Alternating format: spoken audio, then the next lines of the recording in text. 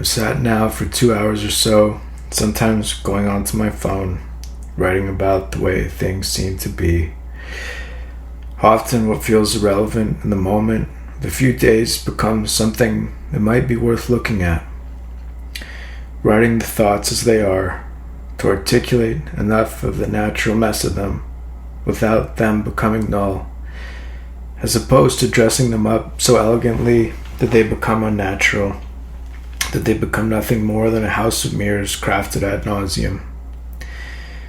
It's a luxury to function with as little as possible, to break the sentence down to its core, but still to communicate the complexity of what it is.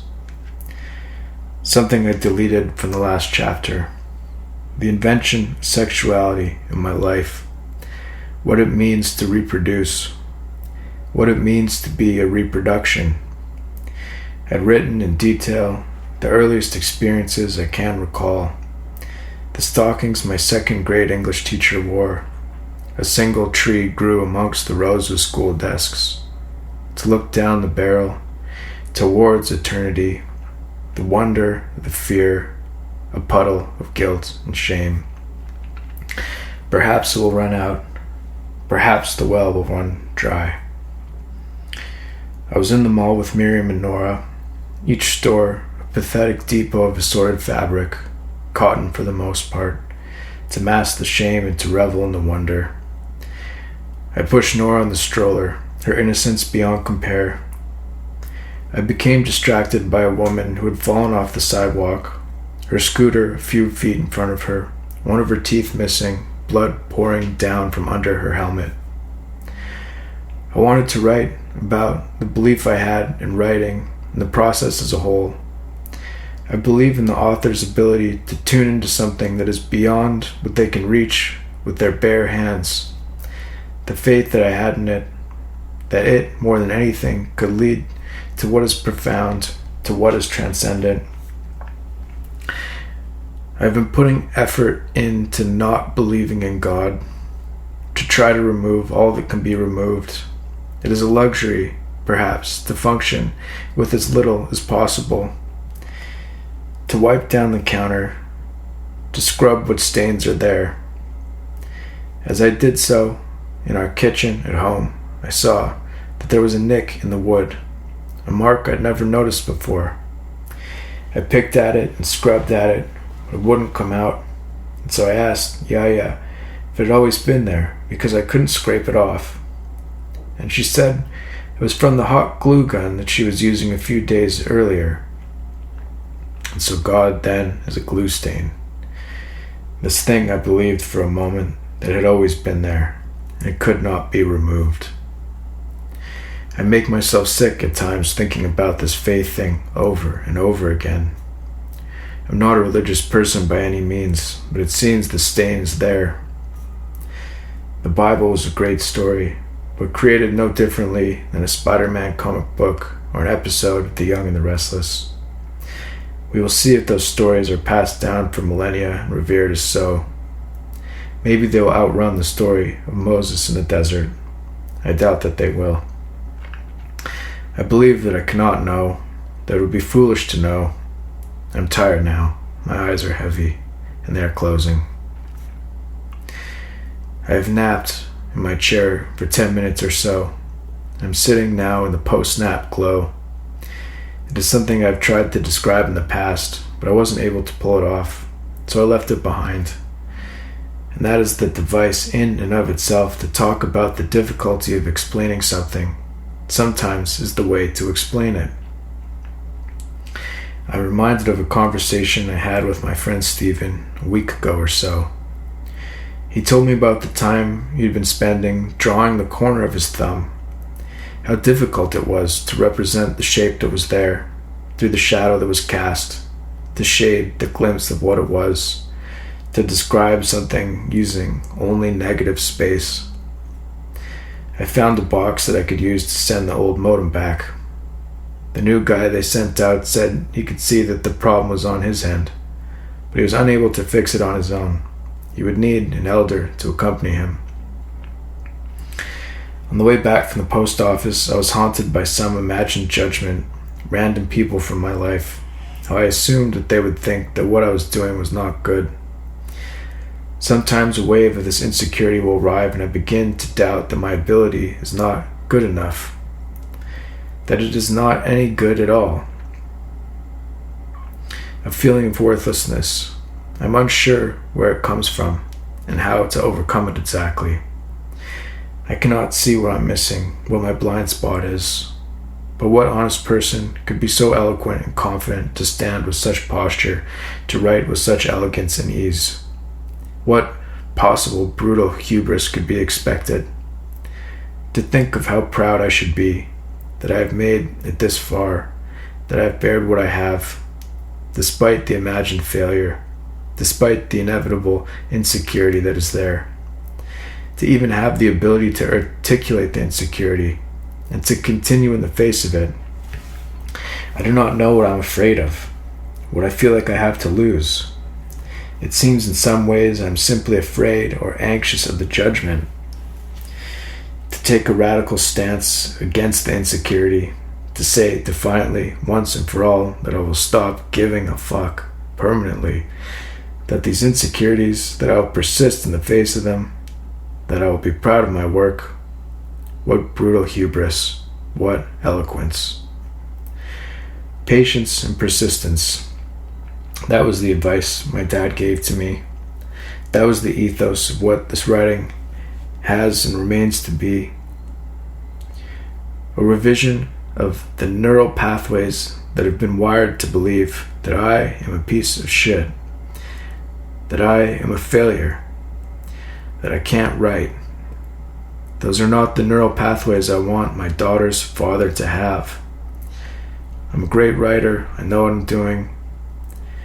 It's our condition to want to be admired, to be respected and successful, and perhaps we get there by fear of the shadow that they cast.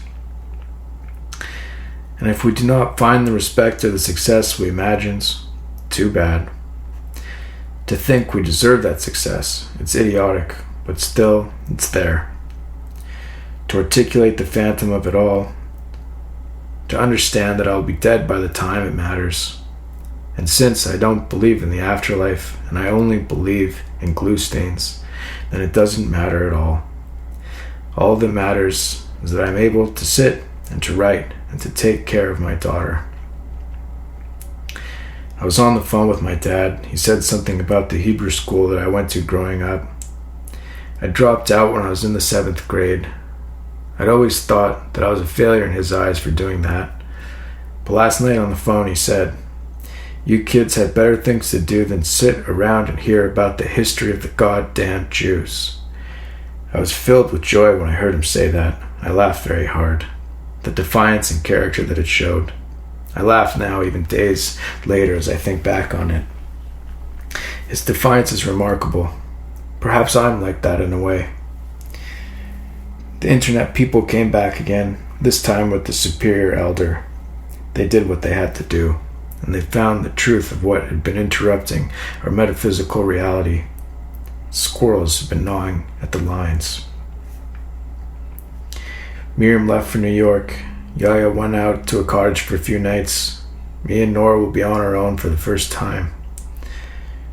Nora took the egg that I made her for breakfast. She took handfuls of it and tossed them all onto the ground.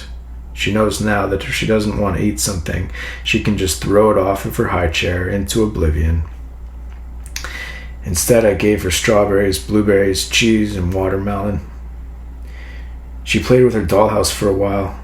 The Zeta character had been eaten by the dog. His hand bit off, his suspenders tattered and gnawed on the top of his head.